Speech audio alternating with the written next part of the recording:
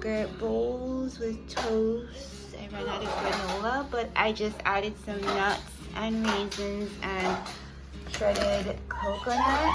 The boys are playing before breakfast. That's what they usually do while I'm making the breakfast, and then they go and start school right afterwards.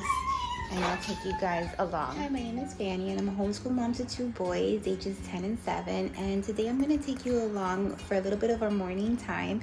If you want to see what we do for breakfast and how we jump into lessons and just how we start our day, just watch this video. It's going to be a short one. Sorry for the chimes, but I hope you enjoy. Okay, so we finished breakfast, and this is just remnants of what we do during after breakfast time.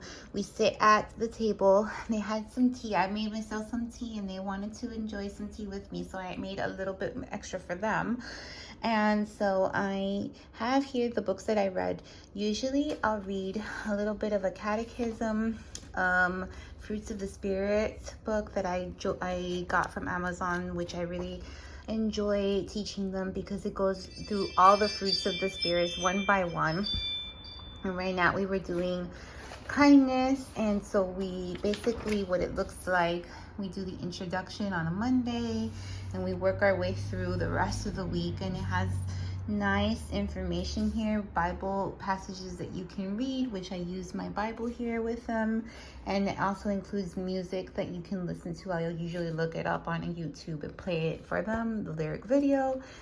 And then I read a fable, which they really enjoy. These, they laugh, they get a really good laugh, and we talk about the moral of the story. And then I read a read aloud that goes along with what we're learning. Right now we've been learning about the Pilgrims, and so I read this book, Squanto and the Miracle of Thanksgiving, which is such a good book because it ties in how God used Squanto to help the Pilgrims. And this is a 10 out of 10. I recommend this book. We actually just read The Pilgrim Adventures, which is from the My Father's World curriculum. So we enjoyed that book and we finished it up. And then this one, it just tied it all together since we're approaching Thanksgiving, and it was just so wonderful how. So this is just a little bit of our morning time before they go on to the rest of their lessons. Right now I'll clean up, I will wash the dishes, and while the boys play outside, and this is just basically what we do in the morning.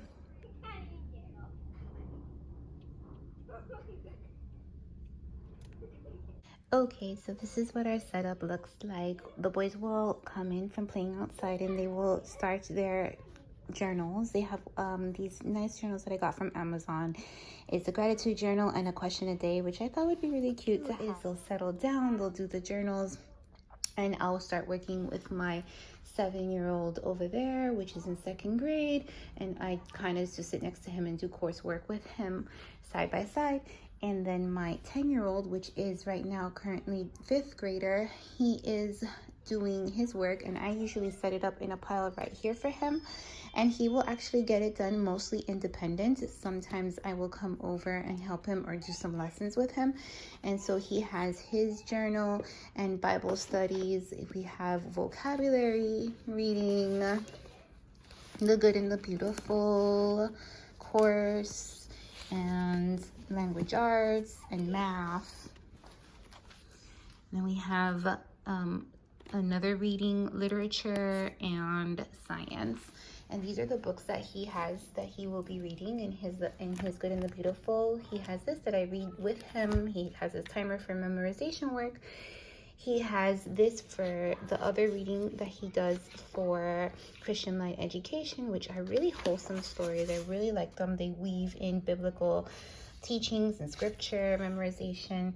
And also this other lesson that I have from another company where they do literature studies, and he's almost done with The Wizard of Oz, and I read it with him, which is really fun. Like, I read it a little long separately and then we talk about it. And if you would like a review or a flip through of any of these curriculums, just let me know and comment below, and I would like to do that and share some more with you guys. Then the picture will be ruined.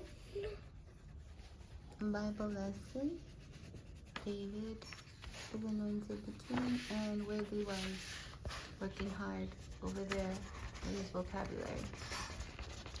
So, what use is a rainbow? If it is of no practical use, but think of it as a blank of nature that gives us pleasure just by looking at it.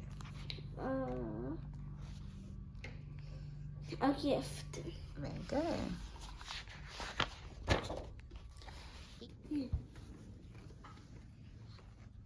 The club is a heavy. All right, good job. And how did George learn about God?